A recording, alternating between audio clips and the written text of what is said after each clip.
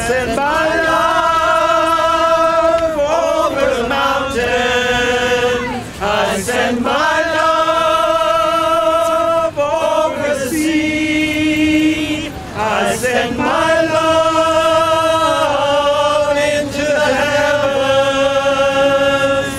heavens. March 21st marked the International Day for the Elimination of Racial Discrimination to commemorate the massacre of 69 people at an anti-apartheid rally in Sharpeville, South Africa in 1960. White supremacists, also known as boneheads, have since attempted to hijack the commemoration of the Sharpeville massacre as a day of white supremacy. While neo-Nazis have confined their major rallies to Calgary, boneheads in Vancouver plan to assemble at Braid Station on the anniversary of the Sharpeville massacre. Instead, 300 activists from a range of anti-racism and social groups, including anarchists, No One Is Illegal, Anti-Racist Actions, Sharps, Anti-Poverty Committee, Young Communist League, showed up to voice their support for the day against racism and confront any Nazis. This seems to be a high point in neo-Nazi activity around the world, particularly here because they're trying to regain lost areas.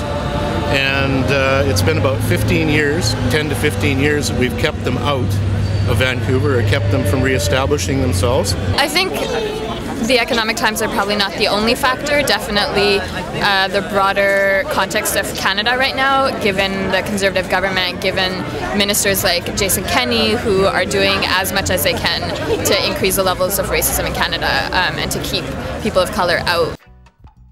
Paul Baines has been fighting white supremacists and racism since the 70s and explaining why this problem must be attacked at the root.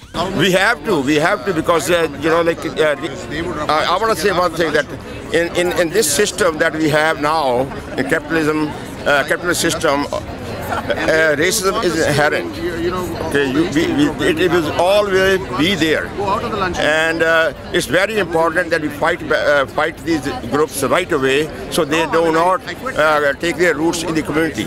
And for the people to get united and against racism is very important. And we should all get together, whether black, white, or Eastern Indian, Chinese. Every community should fight, because this is a democratic and progressive thing to do.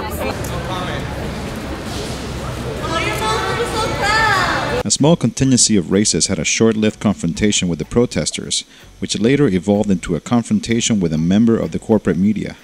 Makita Martin, a resident of Vancouver, explains. There were two young neo-Nazi guys that showed up and were met with this crowd, started slurring hatred and spit on one of the banners, and they clearly retreated upstairs. Get pictures taken left, right, and center by a bunch of queers.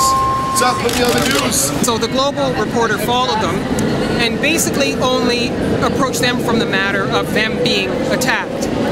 So he never once questioned why they were being attacked. So it was almost like he was presenting them as a bunch of innocents. Everybody was there and saw that he spit on the banner and was pushing people around. I'm not going to go by. He was up here and he was up here and you saw him saying he hates gay people. You can actually cover why people are here.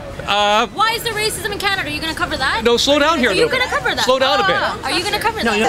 Well, folks, I call this a success. With no boneheads inside, a contingency from the protest traveled to the Vancouver Art Gallery. There, it was reported that 3 Nazis attempted to confront the gathering, but were easily chased out of town.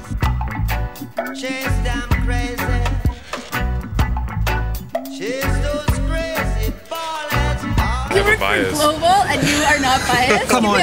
Okay, give me an idea then. Well, how is global biased? How is global biased?